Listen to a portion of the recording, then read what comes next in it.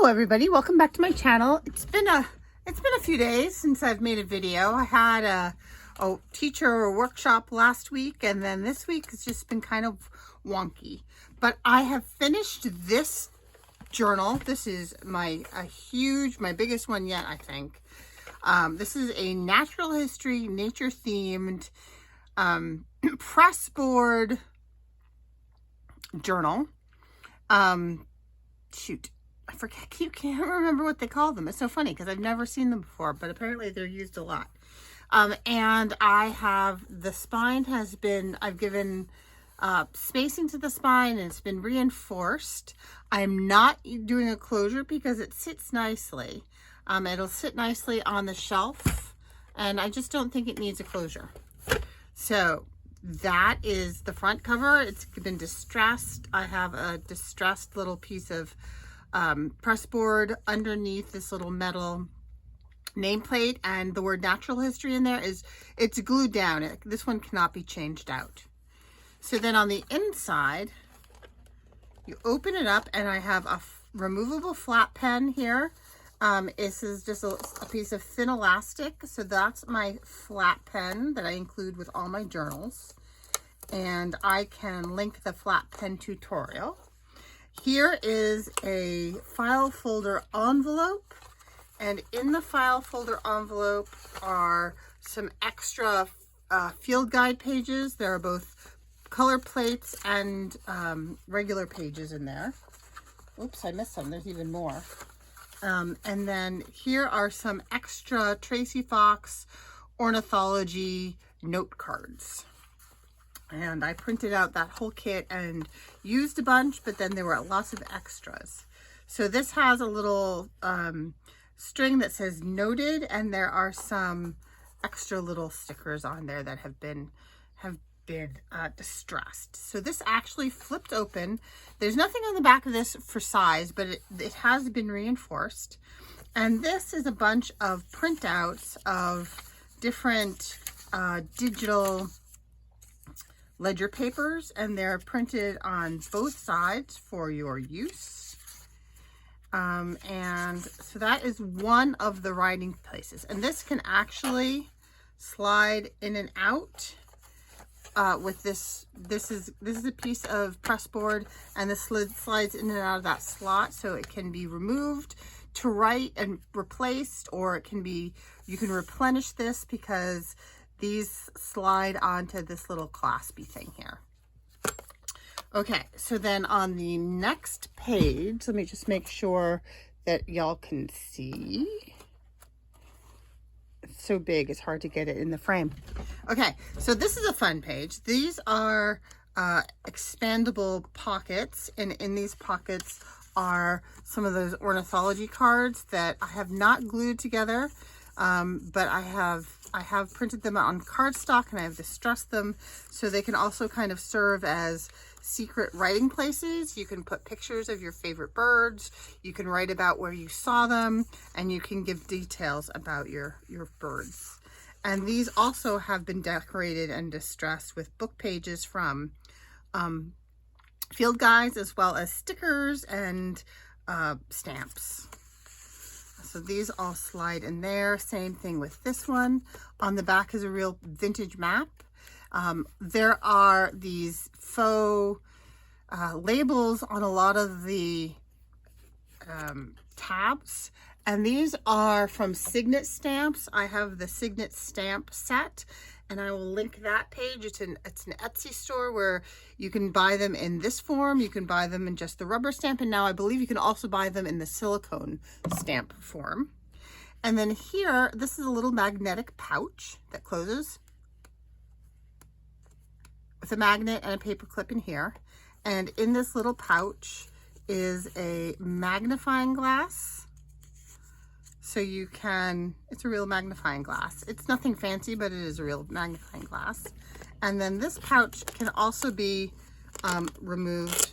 It's held on with Velcro, so you can bring that into the field with you as well. So the next spread, I think this is my favorite spread in here. Let me start on this page. And once again, let me check the frame. It's so hard to get this whole thing in the frame. Okay. All right, so here I have a slot pocket, and here are the little mini versions of those ornithology cards. I just think they're so cute. And those slide in there. And this has a storage pocket behind it with more ornithology tags, as well as a printout of the anatomy of a bird. And then in this booklet here, so this booklet is just got a little bit of hemp string that holds it close, and I've decorated the front with some stamps as well as some die cut slides, and I've put flowers in them. But on the inside, I've attached these die cut slides. They have some acetate in them. They're held closed with a tiny little piece of Velcro so that you can use them to put your favorite things in. So there are 2, 4, 6 of those in here.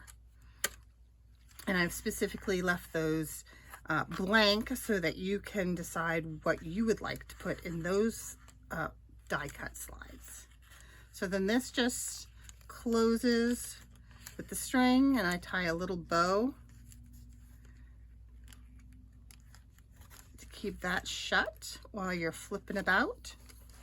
And then on this page, there's a pocket, and this has some extra slide die cuts if you want to add some slides to something. This is a little glassine envelope, and inside this little glassine envelope are a whole bunch of teeny tiny insect die cuts, and those insect die cuts come from these sets, which are $49 in market. And both of these sets have little insects and butterflies that are pre laser cut, and they are on, it says acid free paper, but it doesn't say what the weight is, but they're it's pretty heavy laser cut images on there. And then, so there are a bunch of those in there, and that's what these are from. These die cuts that decorate this pocket are from that set, as is this one that I've then stamped on. Oh, I forgot to tell you the gummy label. All right, let me do the gummy labels real quick. So this little box is held on with an elastic, and this is a real vintage Dennison's gummed labels box. See, it's got the cute little label on the edge. Oh, just love this little box.